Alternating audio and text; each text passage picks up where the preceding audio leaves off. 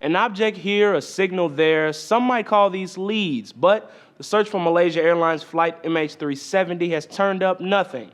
And after a month and a half, relatives of those passengers are still waiting for answers. Nearly 2 months after Malaysia Airlines Flight 370 vanished, there's still no sign of it and no answers as to how or why it disappeared. The hunt for the plane and the black boxes continues. Families of the passengers are upset that Malaysian authorities are offering to issue death certificates and final payouts without any proof of what's happened. The father of one of the passengers on Malaysian Airlines Flight 370 tells the Malaysian Insider the inconsistent data and information fed to the families had caused a lot of confusion and anger.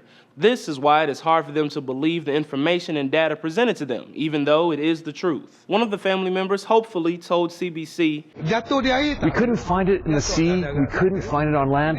It's only logical that they're alive." But now that those death certificates will be issued, the Independent notes it could pave the way for potential lawsuits against the airline. According to ABC, American lawyers are already looking to profit. He told me that a lawyer came to him and said, "You can get $1 million if this one, the plane was confirmed as crashed. Sign something so we can do it for you." Some law firms argue families facing heartbreak and grieving shouldn't have to face the hardships of excessive damages and a complicated legal field on their own. On the other hand, many relatives aren't ready to think about these options. One man whose sister was on the flight told the Christian Science Monitor, "What we want is not money, but our relatives back. They haven't found the plane yet. Without the truth and a real conclusion, how can we start a lawsuit?" The U.S. Navy's underwater robot has already searched much of the area where 4 acoustic signals were last heard about 2 weeks ago.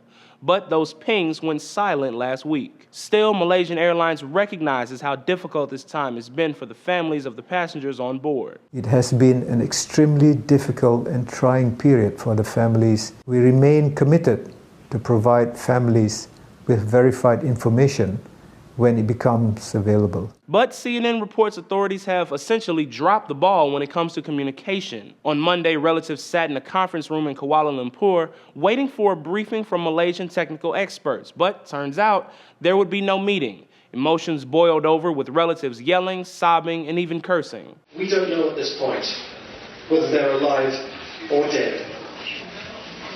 And you haven't given us any direct proof of where they actually are. We want our loved ones back." The search for wreckage continues, but as of Tuesday, a tropical cyclone grounded planes that were expected to fly across the Indian Ocean. For Newsy, I'm Jamal Andrews.